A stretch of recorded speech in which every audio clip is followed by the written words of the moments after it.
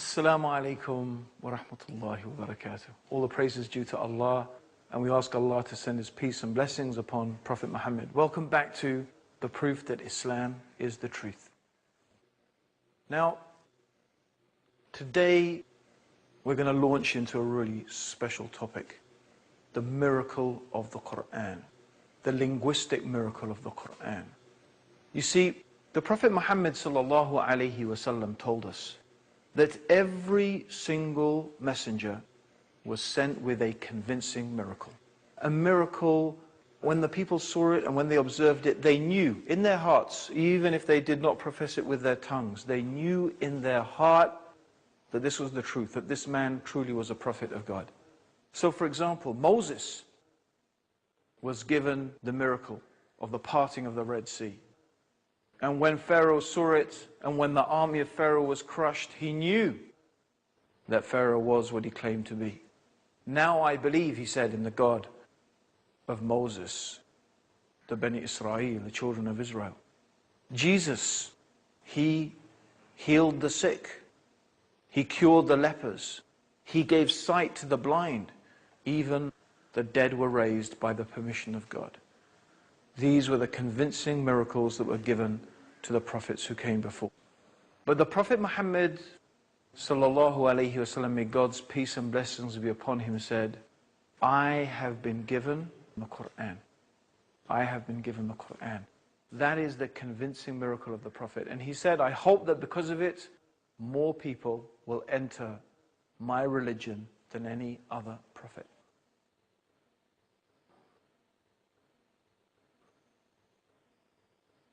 So today we're going to be discussing the miracle of the Quran. This is it. I'm holding in my hand here a miracle. Some of you may say, well, how is it a miracle? If you watched the previous series, you would have got an inkling into how the Quran, in terms of its preservation, is truly an amazing thing. But something being amazing doesn't mean it's a miracle. So what do we mean by a miracle exactly? Well, a miracle is something that cannot normally be achieved by natural processes. And a miracle is something quite different from magic. Because, for example, there are things that magicians can do. Like, for example, when Moses went to Pharaoh, and the sign that God gave to Moses was his staff. When he threw the staff, it became like a snake. And Pharaoh said, well, I have magicians who can do the same thing. So he called his magicians and he organized a competition between the magicians and Moses. And so the magicians, they managed through their magic to deceive people into thinking that their staves were snakes. So they threw down their staves, and they did. They deceived the people into believing that these staves were snakes, and it seemed as if they were moving. But then, when Moses threw down his staff, it demolished the magic. And the magicians themselves realized that what had taken place was beyond what any magician could accomplish. These magicians were experts. Magic in Egypt at the time had reached a type of an art form. It had reached its peak. And they were in every stratum of society involved with aspects of magic. Even the Egyptian Book of the Dead is a type of magical incantation that is supposed to bring the dead pharaohs and the dead people back to life. But these magicians were astounded. They knew that this was beyond their art. This was beyond their craft. This was beyond their capabilities. What Moses had was from God, and they knew it. For them, it was a convincing miracle. Similarly, in the time of Jesus, the people were very skilled at the time in medicine, and the Jews were very proud of their abilities in the field of medicine. But yet, when Jesus came, giving sight to the blind and curing lepers, even the dead were brought back to life, they knew that this was beyond what any human being could do. This was something that was from God. So how can a book the Quran. How can this be a miracle on the same level as that? That's what we're going to be examining over the next 2 episodes of the proof that Islam is the truth. Because that's what we're trying to bring to you. The evidences that can convince any rational, sensible person that Islam is exactly what it claims to be. The divine revelation from Allah, the creator of the heavens and the earth, for the benefit and the guidance of all of mankind. Now, of course, what is noticeable is that each miracle is appropriate for each time and for each place. As I mentioned, you see, the miracle that was given to Moses when his staff became a snake and how it was able to destroy the magic of the magicians was suitable to Egypt at that time, because that was what they were impressed by. Similarly, in the time of Jesus, the doctors and the people who were expert in medicine were very impressed. They knew that compared to what their capabilities were at that time, there was no way that they could do those things. They knew that what Jesus had brought was something that was from God. So it was very suitable to that time, to that place. But the Quran is for all times. The Quran is until the Day of Judgment. And the miracle of the Quran is not just one miracle. Its aspect is miraculous in many, many different ways. And certainly, one of the miraculous aspects about the Quran are the statements in the Quran concerning the natural world, concerning things that normally is the realm of scientific investigation. Yet, the Quran contains information that no person could possibly have known 1,400 years ago.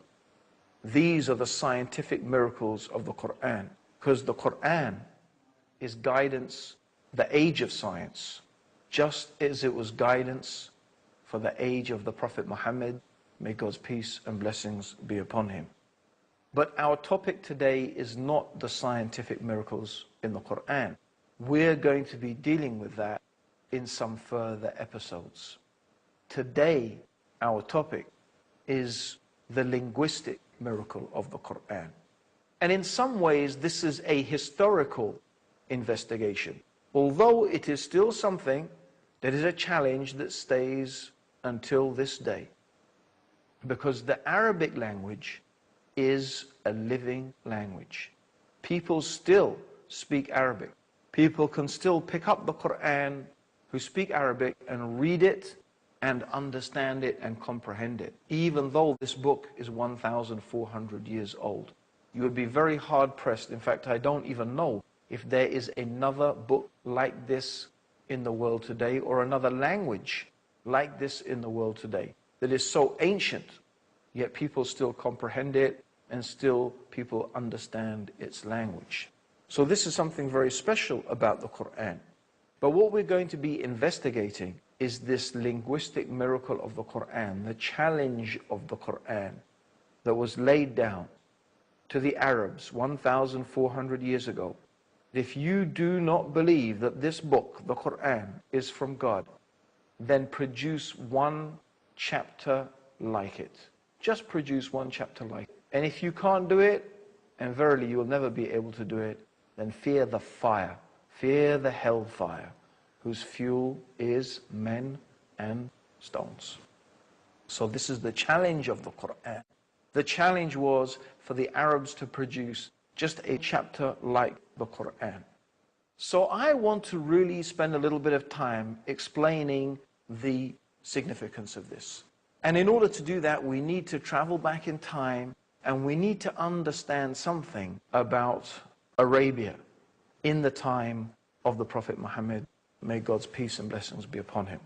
And we have to understand that this was a time, this was a place with no civilization that we can speak of. It was a real backwater.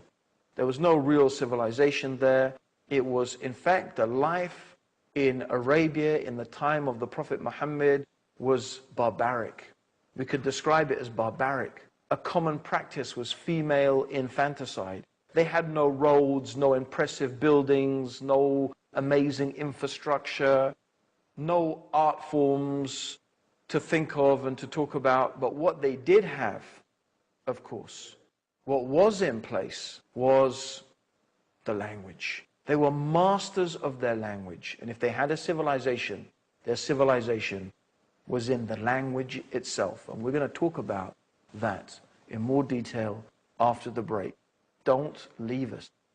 Stay with us for the proof that Islam is the truth, the linguistic miracle of the Quran.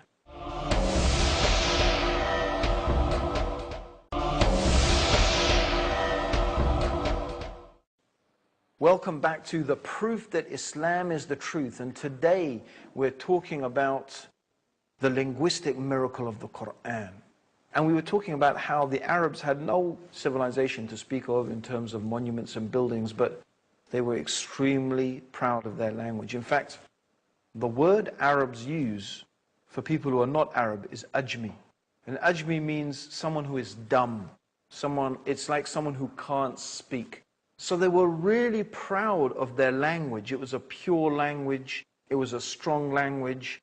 And they were masters of it. They were masters of the use of language.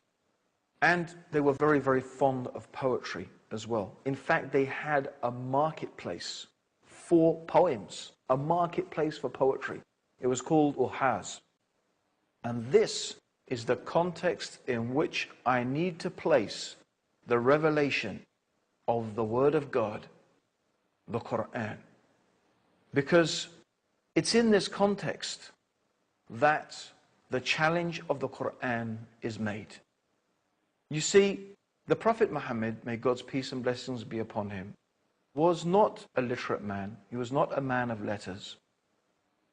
He was not known to be a poet or a narrator. That's not what he was known to be. He was known to be honest and truthful and trustworthy, yet he came with this book, outstanding in its qualities, a masterpiece of literature, unlike which the Arabs had never heard before. And the proof of it, the proof that it was from God to the Arabs, was its eloquence, its mastery of the language, its succinctness. So the Quran made a challenge. The first challenge was because the people were saying, Muhammad invented the Quran. They were claiming he invented it. So